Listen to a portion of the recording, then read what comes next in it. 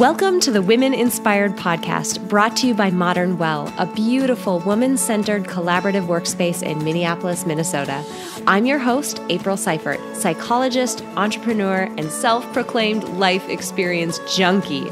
Each week, I will introduce you to a different woman who is succeeding and inspiring others in one way or another. We'll dive into her story, her successes, failures, and the lessons she has learned along the way, all with the goal of inspiring you to listen to that inner voice who keeps reminding you that there is something you want to take action on. You are so much more capable and powerful than you give yourself credit for. Inside of you is a woman on fire. Let's let her out and see what happens. Here we go. Hello, friends. Welcome back to the Women Inspired Podcast. My name is April Seifert, and I am your host on this amazing journey through incredible interviews with inspiring women.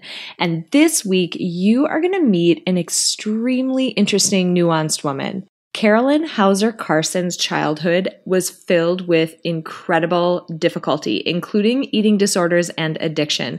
So just right off the bat, I want to give a heads up to folks who may be sensitive to that material. We will be talking about that a bit. Her life began to profoundly change, though, when her mom took her to a session that used a method called family constellations.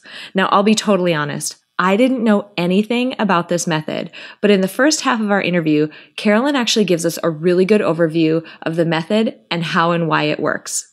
This was actually the method that helped Carolin get over both her eating disorder issues and her addiction issues, and it was really interesting to hear about the experience that she had with it. Now, I'll also say that Carolin was generous enough to sit down with me for a family constellation session as part of our interview.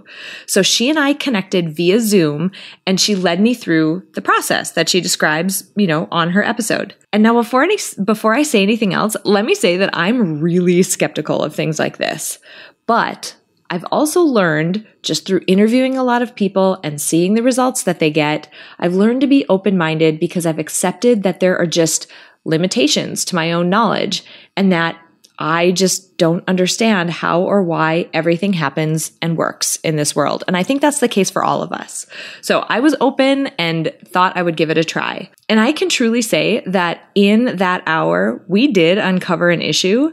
And within a few days, I actually did begin to think about the issue and the person who was involved with it with more compassion and a more open mind. So I don't completely know how or why it happened, but I do know that my most recent experience with this person who came up during my session was fundamentally different than it has been as of late.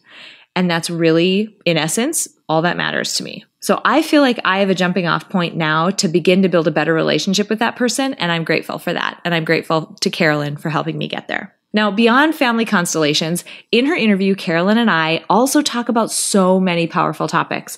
We talk about how you can change your subconscious mind and help you harness the power of your own mind to get it working for you and your goals rather than against them. It's something I've talked about in previous episodes, and this just brings another set of nuance to that topic. We also talked about the notion of radical responsibility and how we can impact our lives by focusing on our own state, our own behaviors, and the way we approach life. Finally, we talked about how important it is to know what a true yes feels like and what a true no feels like for you, so that you can start to make better decisions about how you spend your life and how you spend your time. And that is something that I'm extremely passionate about. So without further ado, I am so excited to introduce all of you to Carolin Hauser-Carson.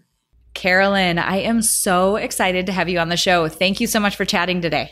Thanks for having me. I'm excited to be here. Wonderful. Well, before we dive into everything, I would love to give my audience a chance to get to know you a little bit because they probably have not done the research that I've done to figure out, the work that you're doing in your background. So help us get to know you a little bit and tell us a bit about your journey up until this point. So it's my 40th birthday on Saturday. So it's been a journey, and some people say, "Oh man, it sounds like you've lived 10 lives in one." So I'm gonna try to keep it brief. Happy birthday, first of all. That's awesome. Yeah, I'm very excited.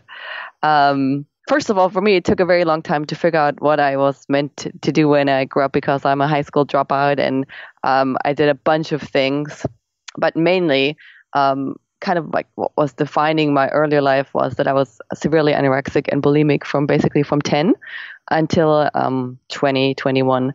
And for the longest time, I couldn't figure out anything. I wanted to get better, and I couldn't figure out anything. And the statistic for people that have suffered from an addiction for over 10 years are not good. So my statistical chances of recovery were at 5% at that point. And for me, all I really wanted was just to be normal, be able to have children, have a relationship, and have the dream life, basically, just get married and have children. And that was very much out of reach for me at that point. When I was 20, I had what I now call my first wake up moment. I was in a toilet and was trying to rid myself from food that I had eaten, and was using a toilet brush, and a toilet brush, sorry, a toothbrush. That's a good one. Oh my God, I just said that. It was not a toilet brush, it was a toothbrush, but nevertheless, it got stuck in my throat, and I couldn't breathe for a moment, and I panicked. And just, heard my mom's voice in my head saying, "Oh, you're just gonna end like Mama Kath. You're just gonna, suffocate yourself to death, basically." And I got really scared, and the toothbrush dislocked itself, and I could breathe again. But it kind of shocked me into reality that moment, and it just became really clear that if I didn't do something, I didn't even know if I was gonna see, my 30s. And I really, really, really wanted to have children. And so shortly after that happened, my mom introduced me, or schlepped me, to a family constellation workshop, which probably a lot of people don't know what it is, but I'll talk about it a little bit later. And basically, I went to a weekend workshop with people that I didn't know, was guided through a process, and went home shortly after. Didn't expect much from it, but then within the 6 months after, I was actually able to just let go of the addictions, and basically was healed. Wow. And yeah, so it was a true miracle, because I had tried, to beat this thing forever, and nothing had helped. And I'm very strong-willed. And then at that time, I was still waiting tables and not knowing what to do with my life. And one night, I was waiting, and there wasn't a lot of people there. And an old friend came in, and I shared the story with him. And he said, "Well, if if this is if you've been able to overcome this, you must make this your life's work." And so, because I don't have a high school diploma, I had to find kind of like a way around it. And in Germany, you can actually study to be a naturopathic doctor. And so I studied to be a naturopathic doctor and a humanistic psychotherapist, which is basically almost equivalent to, being a regular psychotherapist and a doctor, just in an alternative kind of way.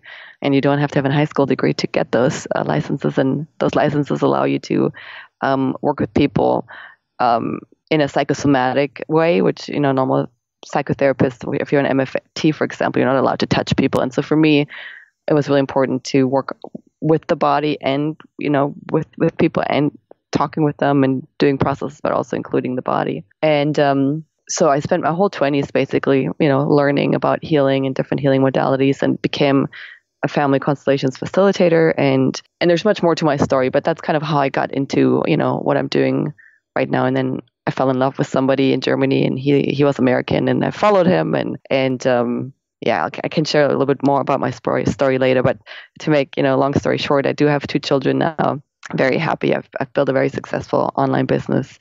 I have a couple books, and I'm really living, I'm really living the dream life. There's much more to my dream life now than just being married and having children. I know what I'm doing. I'm very clear on my purpose, which is, helping myself to live my full potential and allow myself to have the best life, and then inspiring others and helping others to do the same. That's wonderful. I have a lot of questions. That typically happens when somebody tells me their backstory. It's amazing the things that just pop up, and especially with everything that you shared, I have about 5 directions I want to go. But where I want to start is where I'm most curious, because I don't know anything about it. You hit it on the head. Tell me a little bit about family constellation. Like, I don't know what it is, and I don't know what it was about it that made it so transformational to you. So I'd love to learn more. Mm-hmm. Well, family constellations is really, even though I've been doing it for 20 years now, in some ways it's still a mystery. And so I'm going to just share with you what I went through, kind of so that you get an idea of the process. And then I'm going to share with you my theory of why I think it works the way it does. So basically, I went to this weekend workshop and I didn't know anybody, and there were about 20 people, and they all had issues. Some were going to get divorced, others had, physical issues like cancer or other chronic diseases. And then I was there with the eating disorder. So we kind of knew about each other, that we knew what the issues were, but we didn't know any backstory. And when it was my turn, the facilitators, in this case, it was a couple, they asked me to pick other people from the group to represent for things. And in my case, it was for my parents, my siblings, and the eating disorder. So I literally walked up to people and asked them, hey, would you be willing to represent for my mother? Would you be willing to represent for my father, and so forth? And then if they were willing, I basically took them by the hand and I placed them in the room kind of based on my intuitive feeling of where their place would be in the room. And so this is kind of where the work got its name from, because you literally spatially put people, you constellate them, you spatially place them in an order. So it has nothing to do with the stars, although, stars are a constellation because they're in spatial order together, but it has nothing to do with astrology, I should say. And so I did that, and then the strange stuff started happening, because me as the client, basically, I was just asked to sit down and watch these people play out something in front of my eyes. And the facilitator's role was to ask them questions and find out where the disconnections were. So generally, when people constellate, the different representatives are not connecting with each other. Some might not look at each other. It's a very disconnected picture usually. And then the facilitator, through questioning these people, finds out what's going on and tries to sort this out so that in the end, they move around and get into the right places, and there's order restored to the system. So what I know now about it is that we all belong to a system, and everything is connected to each other. Quantum physics is actually explaining this more and more, now 20 years later. And the miracle is really that these people that know nothing about you, by virtue of stepping in as a representative for you, they connect to your field and know things that we do know subconsciously, but not consciously. So the reason why I think this is so powerful is because your subconscious, whatever the block is in your subconscious, can be made visible through using these surrogates, basically, or representatives, because it's not their subconscious, right? So they have access to it. It's our subconscious is called subconscious because we don't have access to it, and it's below our conscious level. But other people don't have the same dynamic, and so they have access to this knowledge, and a skilled facilitator can bring that out in people. And sometimes really wild stuff will come to light, and it also brings stuff to light 7 generations back. So you could be suffering from something today and not knowing why at all, and not having gone through any trauma, or not having any conscious awareness of why you're having certain issues, and the constellation could reveal that your grandmother 3 generations back is where this started, and that one had the trauma. So, it basically reveals the root cause of any issue. And what's a little unfortunate is the name family constellations, because people think it's family therapy, but it's not. It's really a way for you to reveal any root cause behind any kind of block or issue. And so it's mega powerful. And for me, it literally saved my life. I tried a ton of other modalities, including being blessed by an Indian monk, and art therapy, and talk therapy, and dance therapy, and analytical therapy, and none of those helped. And in my own practice, I've seen how I can resolve things for people that they've spent sometimes 40 years in therapy or 10 years in therapy, and have learned to cope with, but are still dealing with feeling limited by the issue, and within 1 hour it's completely resolved. Because here's another reason why I think this works. Our subconscious works in pictures, and when something is, and our subconscious is basically the thing that makes us tick and makes us create the things the way we create them. So if we have an unhealthy picture, for example, around relationship, it's really hard to create healthy relationships. And in a constellation, what happens is basically the unhealthy picture. So let's stay with the relationship image. So instead of so if you have an unhealthy picture around relationships in your subconscious, the constellation is almost like it's taking that picture out and replacing it with a healthy one. And your subconscious will always create to match. So if an unhealthy picture is in your subconscious, it will create it will go to work to keep creating something that matches that, because the known is always safe. The biggest priority for the subconscious is to have safety for yourself, and the known is safe. So if an unhealthy picture is what's known, then it will keep creating that because it thinks that's safe for you. Now, the same thing happens when you have a healthy picture. And the experience for you is that it happens automatically. So, with patterns, with negative patterns, you feel they're just there and you can't do anything about it. It's the same with positive. Once you have the positive image in your subconscious goes to work without you having to do anything about it. So it will feel like a miracle. Like it feel like, oh, this just happened by itself. And really, for me, this is the only way that I know how to create change for people. And I also only know how to create lasting change. And I actually know how to create change, because anything else, you have to use a lot of repetition and willpower, and you will have slight backs and fall.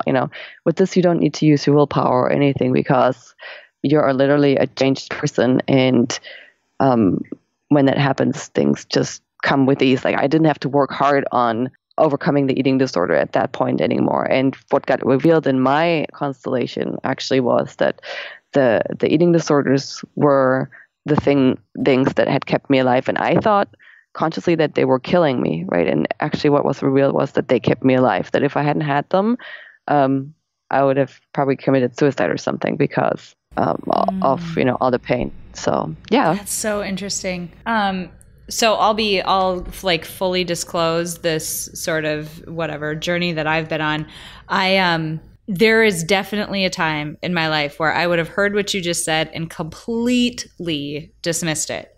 However, as I've learned more and more, both about, so I think you and I both share a background in psychology, which is really powerful for helping people, live a great, fulfilling life.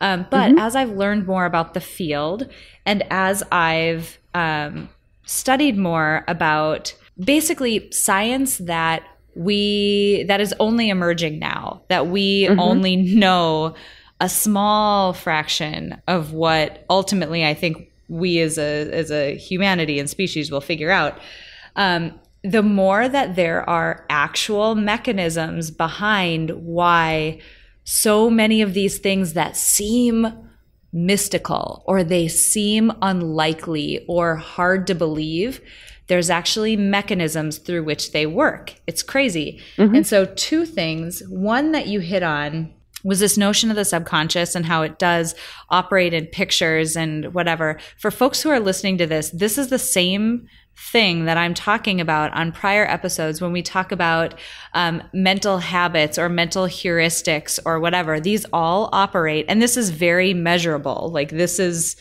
something that is in psychological science, that is something you can measure, is what my dissertation was on. So you're looking at these mental habits and heuristics, and you're absolutely right. Your brain will naturally, it is a beautiful goal seeker. It is amazingly good at taking a goal, or taking, in this case, the way that you described it, a picture, and pointing your perception and your attention and your mental energy toward things that fit that goal. So, I've talked about it in past episodes. This is why vision boarding works. You give your mind a new goal or a new picture to go after, and it's amazingly good at goal seeking and at finding it for you.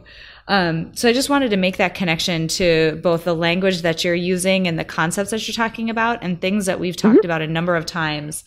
The other interesting thing, and I don't know how much you know about the quantum physics side of it. I don't know anything. What I do know, though, is that again, for folks, you had talked about the generational piece of this. That sounds on the surface like it's completely unbelievable. But again, hard research, hard evidence, and it's so interesting. I believe it was done with rats. I could be wrong, but I believe it was a rat study, the one that I'm thinking of. They basically brought in a set of adult rats and scared the crap out of them, like put them through an extremely fear-invoking situation that had some type of stimulus. It might have been a loud noise or some type of stimulus that they could see or perceive. And then those rats, so they taught them that this situation is very scary. those rats then had babies, and without putting the babies, as the babies got older and grew into adult rats, they put the babies in that situation and they didn't ever have to train them. Like they just, they had the same fear response that their parents had without any of the training and without any of that prior scaring or yeah. And so to me, that is just wild. And there's some research coming out about how our literal DNA changes when we go through really big events like that. So I don't. Yeah, and it actually makes sense, because and the science that is dealing with that is called epigenetics. And yes, because our brain and our nervous system, they are physical structures, and when we go through trauma, they change, they get altered, right? And so, a lot of people think trauma is, and this is actually one of my specialties, a lot of people think that trauma is a psychological and emotional thing to deal with, and it is actually much more a physical and energetic one than a psychological and mental one, because our nervous system is a literal physical part of our body, right? It's a wire system. It's an energy system. It's not an energy as in energy that I don't see, but like a power, like energy as in power, electricity kind of system. Totally. So it's very physical. And so it makes sense that, if you experience trauma and your physicality gets altered, that would get passed on. Well, and how adaptive is that, right? Like you would hope, I mean, for us to continue to survive, that's extremely adaptive for something that our ancestors went through. Now, adaptive meaning from an evolutionary standpoint. I'm not talking about adaptive meaning now I'm scared of things I shouldn't be as afraid of, but you can kind of understand why the mechanism through which it happens, why that would have developed that way, because it's essentially keeping the species alive. Wild. I love it. That was an awesome. Or so we think. So we think. Right. But it does that. It ensures survival, but it doesn't ensure thriving. That's the problem with it. I love it, and it's almost as though I paid you to go there, which I didn't, by the way. Thanks. People listening. So, what I think is cool about your work is that you not only. And I might be describing this incorrectly. So definitely describe it in the way that best suits how you think about it. But as I was looking at the work you do, it seems like you both remedy the past, so help people come to terms with things that may have happened to them in the past or blocks or things like that to get them over that hurdle. But then you mentioned the word thrive, and that's a big deal to me. Going from the point of just simply not having a problem, like having the absence of a problem, is not the same as getting to the point of truly thriving and living a full life. But you actually help people get to that stage of things. And I would love for you to talk a little bit about the work that you do in that realm in helping people uncover what they want to be doing and actually go after it. Yeah. So basically, through my own life and my own journey, I'm just going to share this part really briefly. So 5 years ago, I had another breakdown, and that time was a physical breakdown. I had just had my second child, and a lot of stress, bankruptcy, going, my relationship not working, and was diagnosed with chronic fatigue and burnout. And one night, my husband at the time came home and said, and I told him I can't do this anymore. I can't watch the kids. I have no energy. I need help. And he was overwhelmed himself because he was working, and trying to make money and so forth. And he just said to me, well, you wanted to be a mother. And when he said that, I just lost it, basically. I literally lost it. I just collapsed. And my spirit and my soul left my body, and my body was lifeless on the floor. And my kids were on it and screaming, and I was under the ceiling, not really knowing what was going on. And a voice said to me, your work isn't done. I was sent back into my body, and for a week, I would experience everything as energy, and also I learned that how I had gotten myself into this complete state of lack, and I basically learned that I had got myself into a negative energetic space, and this is all measurable. Different levels or different emotional states have a different vibration. So if we're always frustrated, or if we're always feeling bad about ourselves, if we're having a lot of shame and guilt, our energy field and our energy level is very low, and we tend to feel depressed and apathetic and feel like we can't do anything. And so during that experience, I basically learned that I needed to really change the way I made decisions and started to make decisions based on what felt right and good to me. And so I took I didn't take a big risk because everything was so shitty that I didn't have much to lose anymore at that point. Yep, totally. And really started making this a practice where I started just following and learning what it feels like for me to make decisions based on what feels right and good. And so what I've learned, my life has transformed completely. I've divorced my first husband. I've really found my soulmate and divine partner. We've bought a house in the Caribbean and drive a Tesla. I've sold over $500,000 in my services when before I never made any money.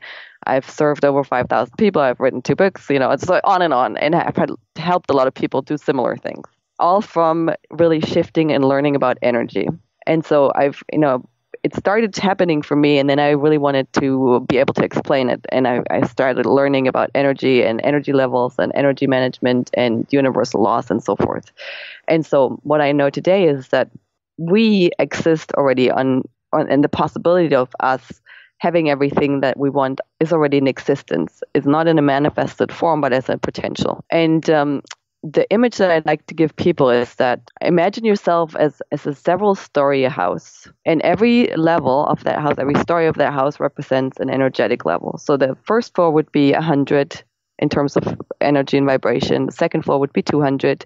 And then 600 is really where you have everything, where you are everything, where your life flows, and where you feel like, yes, this is exactly the way I thought it was going to be.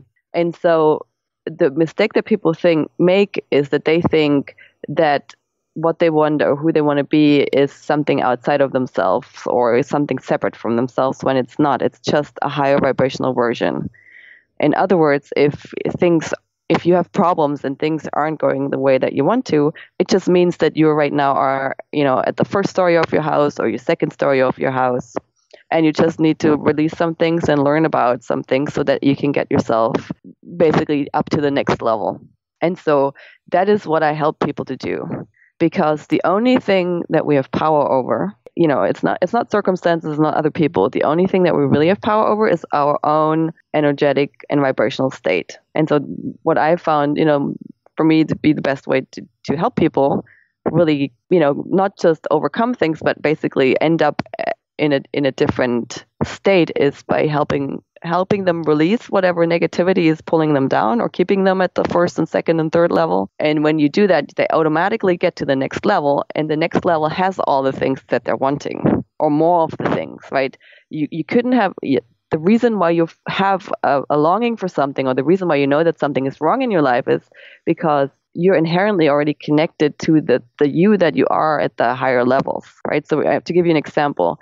Even though I was married, I always knew that he wasn't the one for me, and it would drive him crazy, and it would drive me crazy. And, we would go in therapy, and I learned about you have to just love yourself, and what you're looking for is just because you're not happy with yourself. And then I bought into that for a while. I was married for 8 years. And then I finally, realized, no, like the reason why I'm feeling like there's somebody else out there is because there is somebody else out there. And sure enough, there was, like that feeling has completely left with Paul, with my husband. I'm not still feeling like there's somebody else out there. I'm feeling like, yes, he's the one I've been looking for. And our story is really, we've been looking for each other for 20 years. He's been looking. He's actually never been married, and he's had some relationships, but he's never been with a person where we felt like this is the one, and neither have I. So, and the reason for that is, because we were already connected energetically. We were just not in the right energetic space to come together yet. So I just said a lot of things. I'm going to pause now.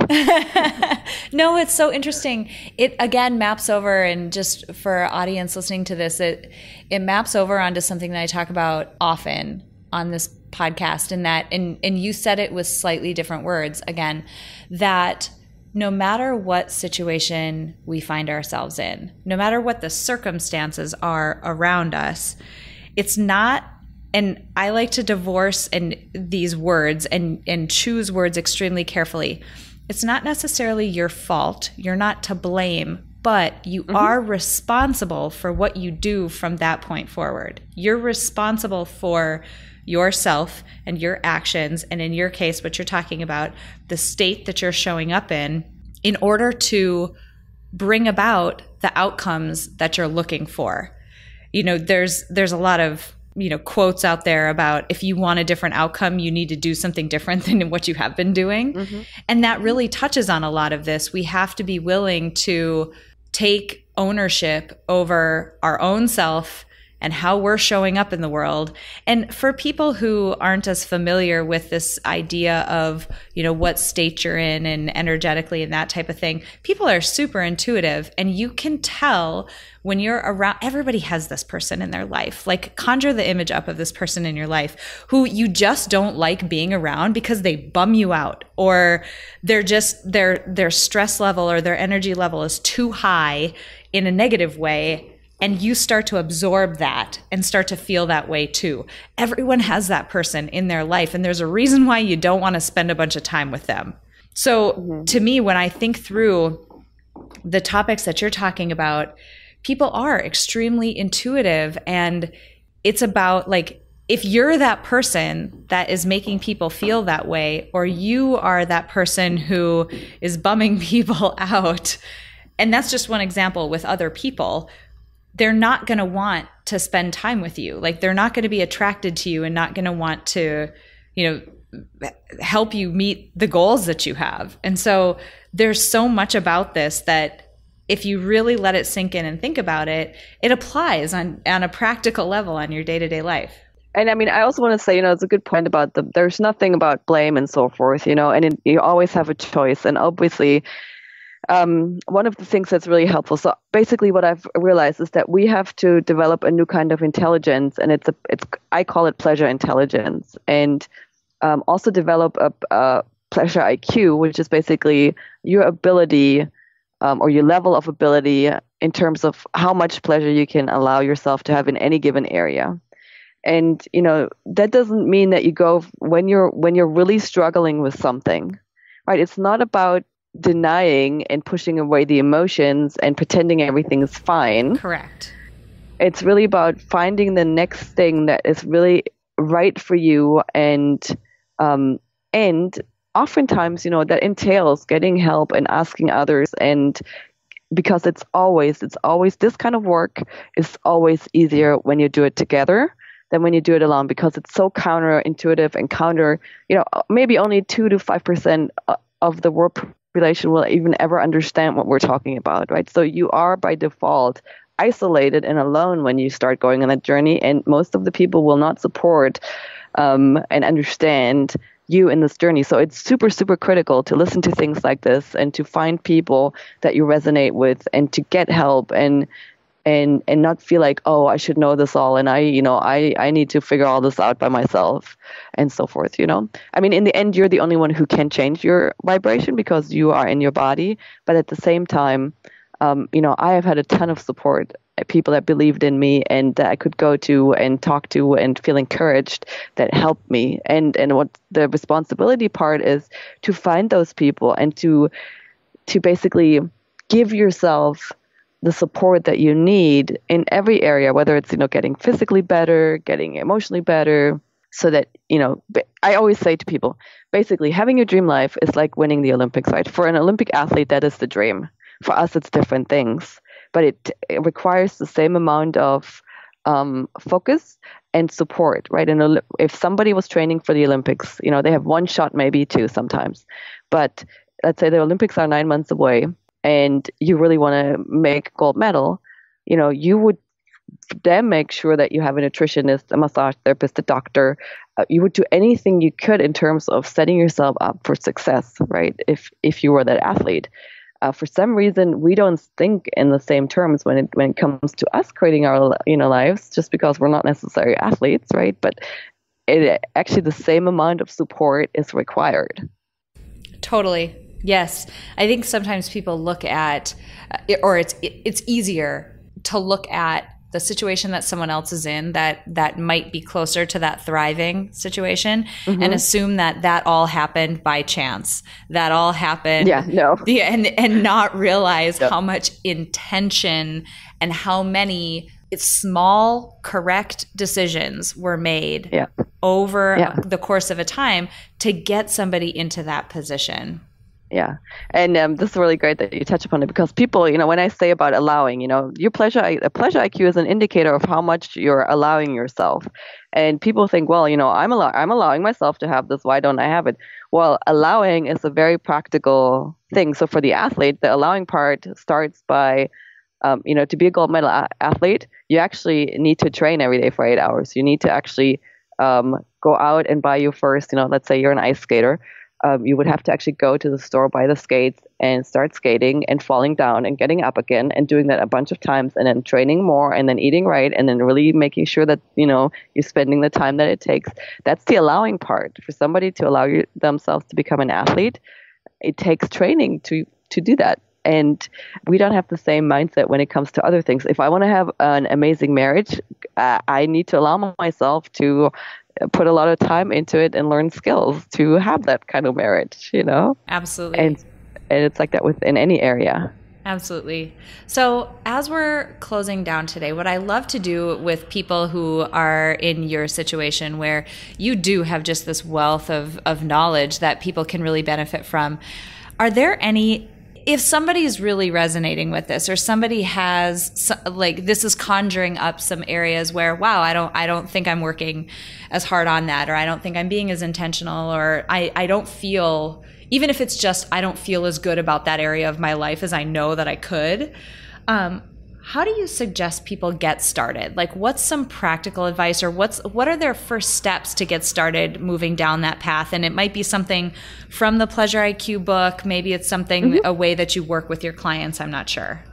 Yeah. So one of the first things I teach people is to learn what their true yes and no feels like in their body, because that's really the first thing to learn. Your body always knows, because your body is always in the present moment, and your body is always connected to your highest version, basically. So the difficulty for us is mostly that the body doesn't scream. It's not that loud, I mean, it gets loud when it gets sick, but other than that, it's very subtle. And our reason and our fears are usually louder and more dominating. And so it's a muscle that you need to train to, and you need to learn what that feels like in your body. And I have a free training on my website. When you go there, it's Women in the Flow, that I would recommend for you to download and just learn. And, eventually it will just be automatic, and you will know how to make decisions in this way. And then I have another tool that's very powerful, that teaches people how to basically identify negative imprints in your body and how to transform them into positive. So, what I said earlier is that if you don't have what you want in your life, it's just because literally your cells are vibrating at a lower vibrational level. And there's a way to change the frequency of your cells, basically. And that's another tool that I'm giving away on my website. And then I also have a free Facebook group where I do daily energy work and practice this, because like I said, it's so much easier and when I say this, meaning the connection to yourself and the connection to your intuition and the learning how to get yourself into a higher vibrational space. So I practice this every day, and I practice it publicly, right? Because I like to walk my talk. And I'm inviting people into my free Facebook group, which is also Women in the Flow. So the website is womenintheflow.com, and the Facebook group is Women in the Flow. You can get to the Facebook group from my website or on Facebook. And then generally, just knowing that your main purpose is to figure out what makes you happy, and then allow yourself to live that life. That is all of our main purpose, right? To really keep that in mind, and not putting other people, it's very tempting to do everything for everybody else, but that is actually the biggest thing that you can do for anyone, is to allow yourself to be yourself and let your light shine, and, inspire others to do the same through being yourself. You and I are so aligned on that. One of the things that I think about often, I've talked about it on the podcast too, but it's a daily practice for me, is thinking about, how precious our one life is, and how short it is, and how important it is that we do live it to the fullest, because legitimately all you have is a big, long, hopefully long, strung together series of todays. And you can live today really well. I mean, people think about their day as being like a trivial thing, like, oh, I'm going to go to the grocery store and, I'm going to whatever. But it isn't, because you're not going to get anything that's That's all your life is. It's a series of todays. And when there's been some research and some folks who have interviewed people at the end of their life, and resoundingly, the most common thing that people will say at the end of their life that they regret is that they didn't allow themselves to be happy, and that they didn't allow themselves to live exactly who they are, like live as authentically as they possibly can. Those are the biggest regrets that people on their deathbed have. And if you let that sink in, the stuff that you're talking about is so incredibly critical. It is such a big deal. And for people who are listening to this, I would highly encourage you to go to her website and download these free tools, because if for no other reason, something we talked about earlier, in this conversation, if you want a different outcome, you have to do something differently than you are today. And what the heck do you have to lose? Like, go try a new technique that might open a door or make you think a little bit differently, tomorrow. Like, what the heck do you have to lose? I really encourage you to go do this. Yeah. And then for anybody, who wants more help, my favorite way to work with people is to take them on a 3-4 day retreat, where I pamper them, and then we do constellations, and there's the Pleasure IQ is actually a 4-step system where we systematically release shame and guilt and work on integrating the feminine and masculine and connecting to our creative power and learning how to maintain a high vibrational frequency. So I like to do that and, take people with me and do it in beautiful retreats. So if that's something you might want to do, you can just contact me through my website, and I do them pretty frequently in a different beautiful spaces and places. That's awesome. That's so awesome. Yeah. Before I let you go today, I have to ask you the last question that I ask every single person on the podcast. So we are putting together a motivational playlist on Spotify to keep people pumped up and raring to go for their life on a day-to-day basis. And I have to ask you for your favorite motivational song to add to our playlist. So my favorite song that I like to listen to is from Cartronica, which you might not know, but hopefully you can find them. They're a husband and wife band, and the song is "This Is the Day," and it basically goes something like, "This is the day where I throw it all away and just let myself be the divine," or something like that. So it's just kind of a spiritual song, but I like that. They have mixed electronic music with spiritual texts and things. Yeah. I like that. They do a lot of mantras, but and electronica, but this one is in English. Nice. I like that. Yeah. Oh my gosh.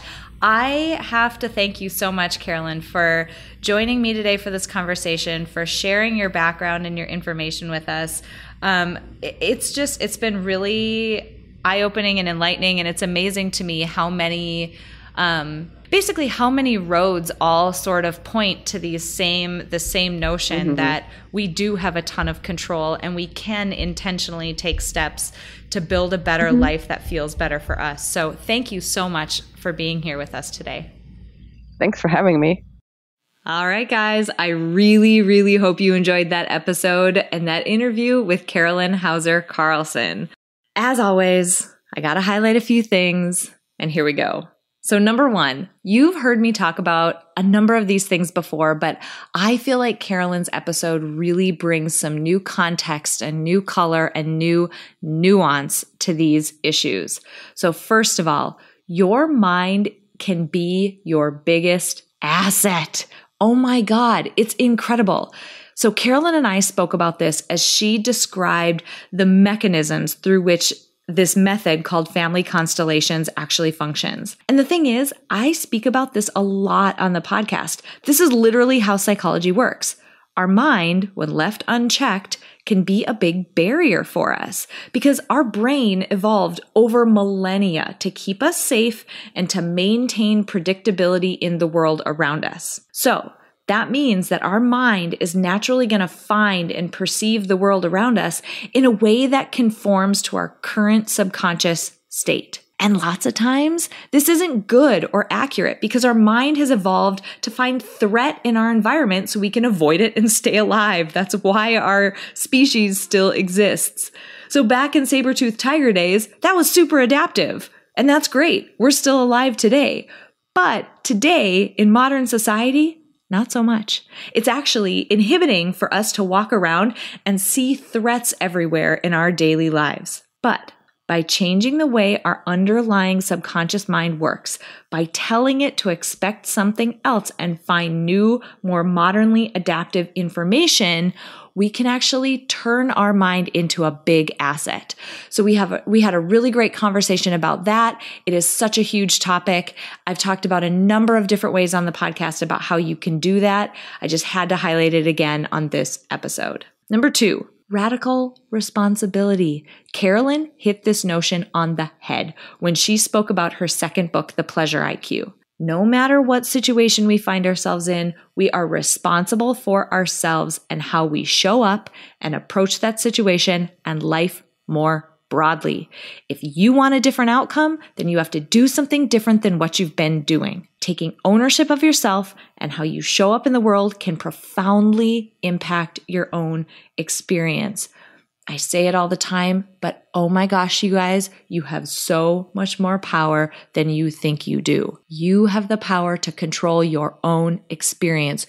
Don't give that away to anyone else. And last, I have to highlight Carolin's notion of finding out what a true yes is and what a true no is. Figuring out how to say yes to the things that we actually want and then say no to the things that we don't want is such a critically important skill. I love that she offers a free training. I haven't taken it yet, but I can guarantee you I'm going to download it and I'm going to take it because those types of decisions are absolutely critical. We make dozens of them on a day-to-day basis. And ultimately, those little decisions are what shape what the context and feeling of our life is. And how we make those decisions will set up how our days go by and how they feel for us. So I've said it before again, but live like your life depends on it because it does. This is one way to do that. Make decisions that support the things that you want, and you can say no to the things that you don't want. I think this is such a critical skill, and I'm so glad we touched on it in this episode. Before we close out today, I want to say thank you to my producer, Cameron Hill, and to my incredible sponsor, Modern Well. If you want to learn more about how you can reach your goals in a one-of-a-kind work-life community, visit www.modernwell.co. If you enjoyed this episode, please share it with someone else who might benefit from this inspiring message. And if you have a moment, click the link in the episode description to leave me a rating and a review on iTunes. It would mean so much to me. Finally, I want to remind you that it is absolutely possible to live a happy, fulfilling life, even in spite of all of the chaos and demands we all experience. Sign up at aprilseifert.com to gain access to tools that will help you do just that. I have carefully created and curated a set of tools that combine the powerful fields of psychology and design thinking to help you intentionally create a fulfilling, happy life you love. Thank you so much for joining me this week, and until next week, stay inspired.